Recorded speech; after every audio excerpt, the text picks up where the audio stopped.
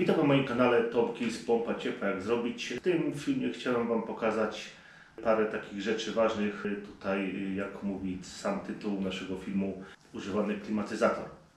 Dzisiejszym bohaterem jest tutaj klimatyzator, oczywiście jest używany, który po prostu chcemy go tutaj przerobić na pompę ciepła. W tym przypadku on nie jest z jakiejś dużej mocy, także on ma tej mocy grzewczej około, znaczy nie około, tutaj ma 2,8 kW.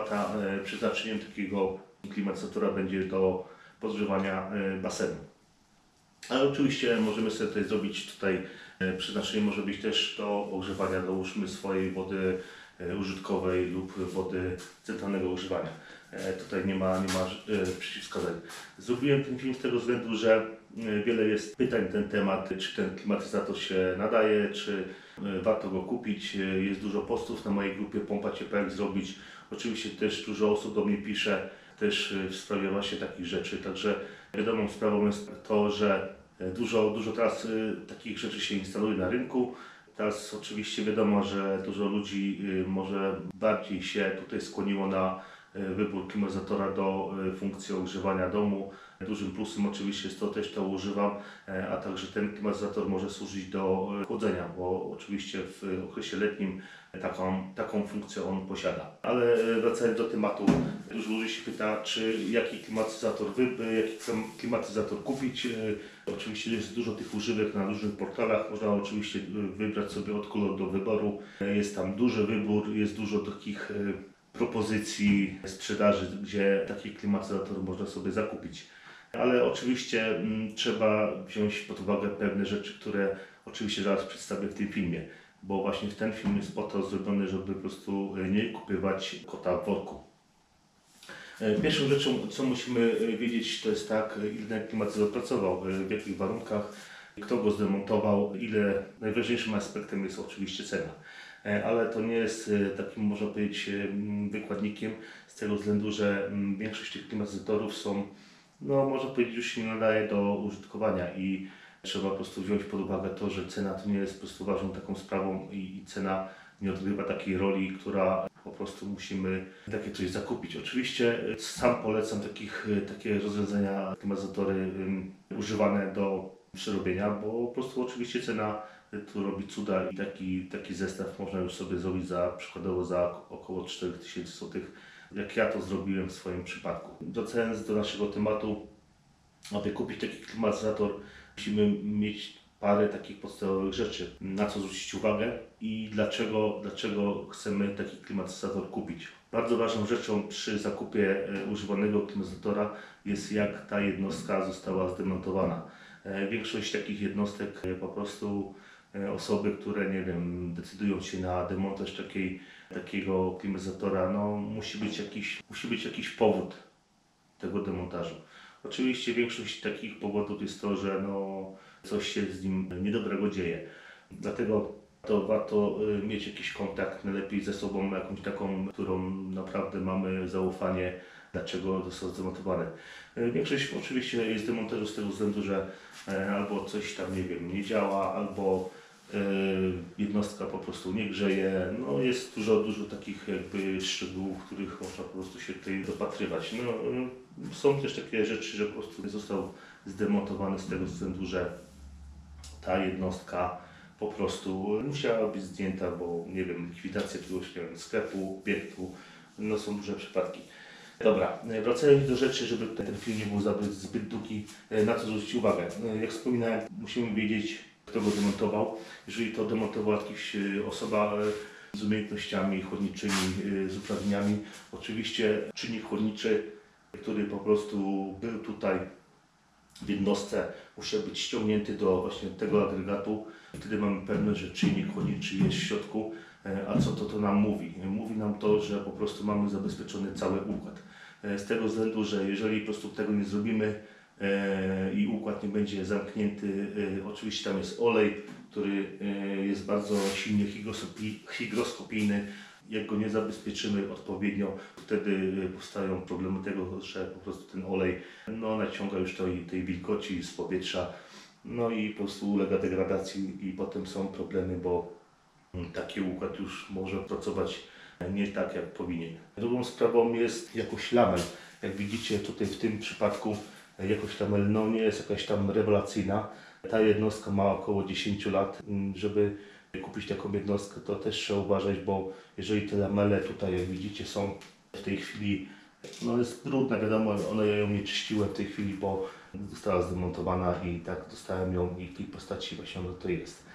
Dużo ludzi właśnie robi błąd, że jeszcze jedna sprawa, że przy jakiejś tam reanimacji takiej jednostki zewnętrznej dużo ludzi po prostu czyści karczerami, czy wodą, czy innymi rzeczami i to jest błąd, bo najpierw taką jednostkę powinno się najpierw wydmuchać jakimś sprężonym powietrzem, wydmuchać ten cały kurz z tych lamel, a potem załóżmy zacząć tutaj sekwencję czyszczenia właśnie takiej jednostki.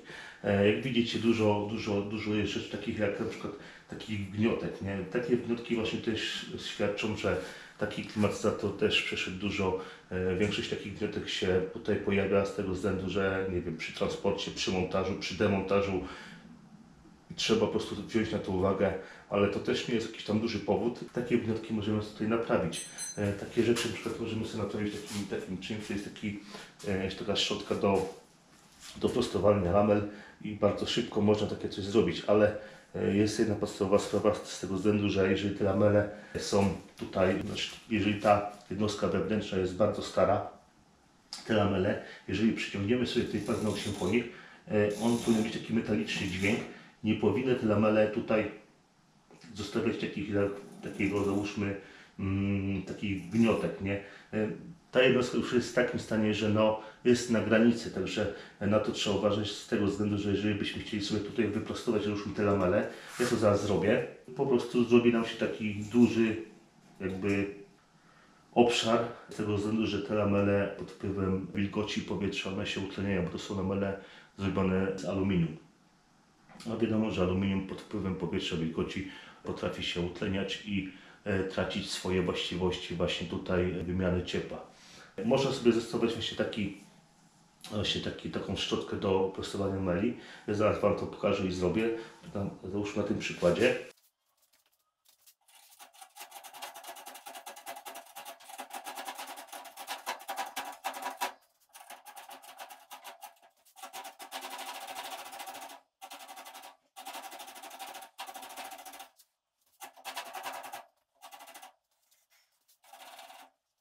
Jak widzicie, bardzo szybko możemy się tutaj pozbyć tych gniotek za pomocą tego narzędzia.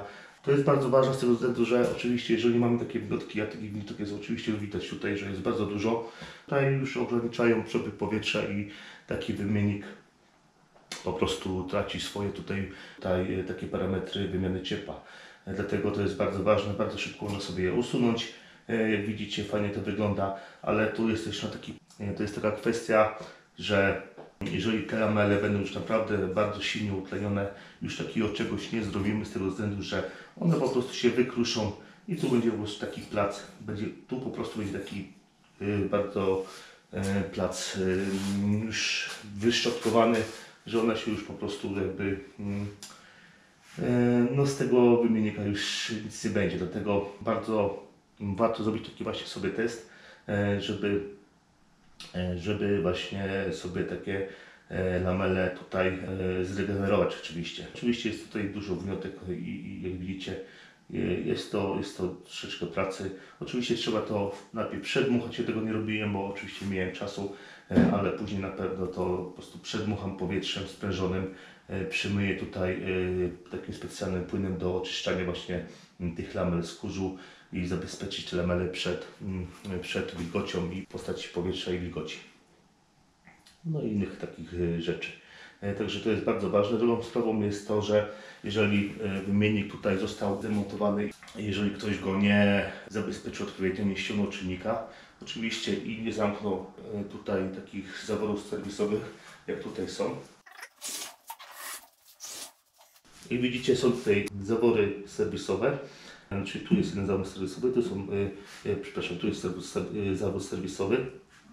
I tutaj są zawory, które po prostu odcinamy tę jednostkę wewnętrzną od zewnętrznej. Jeżeli ktoś nie zabezpieczył tego odpowiednio i tutaj jest po prostu powietrze, wtedy ten olej ulega degradacji kwestia ile stał. Jeżeli stał tam, nie wiem, w ciągu tam kilku dni nie ma problemów, bo zawsze możemy sobie zrobić tak, że tej wody możemy się pozbyć z tego względu, że jeżeli podłączymy tutaj pompkę próżniową, ona po prostu nam tutaj tą wodę, tą wilgoć odeście.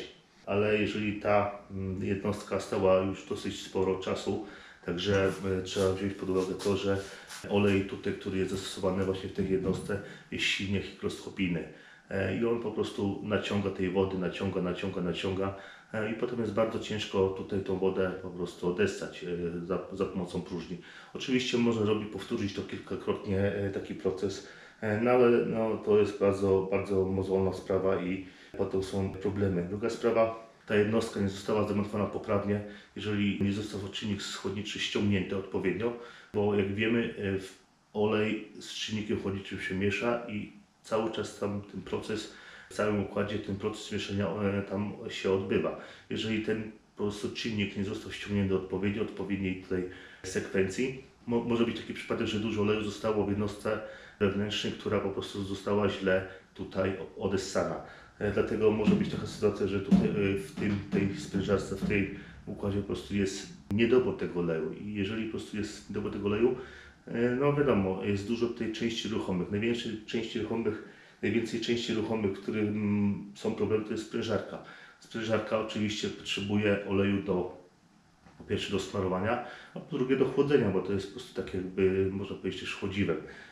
I jeżeli tego oleju po prostu nie będzie i będzie ten olej, nie będzie dostatecznie dużo i nie będzie ten olej odpowiedniej jakości, ta sprężarka oczywiście pod wpływem czasu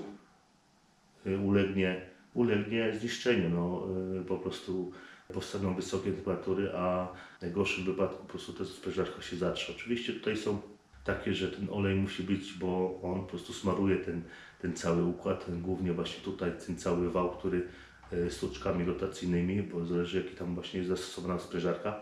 Jeżeli po prostu ten olej będzie słabej jakości, wtedy oczywiście ta sprężarka nie będzie po prostu miała żywności zbyt długiej. Druga sprawa, ta sprężarka, jeżeli będzie miała słabe smarowanie, tam pod wpływem pracy w przeciągu dni, tygodni, miesięcy, ona po prostu będzie ulegała tak zwanej samej degradacji. No, czym to się pojawia? No, pojawia się ta sprężarka po prostu będzie głośniej chodziła, no i będzie to już takim jakby znakiem, że ta sprężarka już długo nie pożyje. Dlatego przy demontażu też warto sobie tutaj ją zobaczyć, jak ona chodzi. Jeżeli ta sprężarka już naprawdę chodzi dosyć głośno, to też po prostu nie ma sensu jej tutaj kupować z tego względu, że zamontujemy sobie ją tutaj na zewnątrz i będzie chodziła jak traktor i będzie generowała niepotrzebny hałas, który po prostu oczywiście to jest uciążliwe i wtedy będzie problem, bo ktoś chciał sobie zamontować tutaj jakąś tam jednostkę i chciał, żeby ona tam chodziła, a będzie generowała naprawdę duży hałas, także nie ma to w ogóle najmniejszego sensu. Nie mówię, że ten aspekt jest tak bardzo ważny, znaczy jest jeden z aspektów ważny, dlatego przy demontażu warto być i ją po prostu zobaczyć, jak ona chodziła przed zdjęciem i przed demontażem i jak ta jednostka się zachowała. Dlatego to jest bardzo ważne. Druga sprawa jest wentylator, który oczywiście też jest bardzo ważny, bo są tylko dwie rzeczy, które generują duży hałas. Albo sprężarka, albo wentylator. Może być taka sytuacja, że ten wentylator, tam jest taki silnik, który oczywiście ten wentylator chodzi cały czas i pod wpływem, załóżmy tam czasu, ten silnik już po prostu ma tam luzy na swoich tutaj łożyskach i pod wpływem dużych obrotów generuje bardzo duży hałas, nie tylko sprężarka, ale także i wentylator, który może po prostu nam to dokuczać. Dlatego warto wziąć to pod uwagę i jeżeli kupujemy takie rzeczy, warto wziąć to pod uwagę, bo potem są problemy z tego względu, że kupujemy kota w worku, zamontowaliśmy jednostkę, tutaj zrobiliśmy całą instalację, nabiliśmy, załóżmy, nie wiem, czynnikiem, czy tam już był ten czynnik i potem okazuje się, że ten wentylator głośno chodzi, nie ma już takiej swojej efektywności, jak powinien mieć. Dlatego są trzy rzeczy, na które warto brać uwagę i się tym po prostu tutaj zainteresować, jak wiatrak, sprężarka i wymiennik. Dlatego jeżeli kupujecie takie rzeczy, warto się nad tym tutaj zastanowić i warto wiedzieć, od kogo się kupuje takie rzeczy i skąd. Oczywiście cena tutaj też odgrywa dużą rolę, ale cena to też nie jest jakimś wykładnikiem. Można kupić fajne jednostki od jakichś zaufanych ludzi, od ludzi, którzy wiadomo dają gwarancję, że ta jednostka będzie chodziła i jak była eksploatowana poprzednio przed demontażem, czy były jakieś tam problemy. Tak jak mówiłem, widzicie, warto się tym zainteresować. Ja też mam pompę ciepła tutaj używaną, nie była użytkowana zbyt długo, ja tylko wymieniłem u siebie płytę główną. No i chodzi do tej pory, nie ma żadnych problemów, także polecam takie rozwiązanie, jeżeli po prostu wiemy, od kogo się kupuje takie rzeczy. Ktoś powie, mówi, że może to, no ja wolę kupić nową. Oczywiście można kupić sobie nową. Mamy wtedy gwarancję, że wszystko gra i tam wszystko chodzi, nie ma żadnych problemów. Także trzeba się też nad tym zastanowić i wziąć to pod uwagę. Także mam nadzieję, że troszeczkę rozwiałem taki tutaj aspekt takich używanych klimatyzatorów i film się mu oczywiście podobał. Jeżeli coś nie dopowiedziałem, piszcie w komentarzach.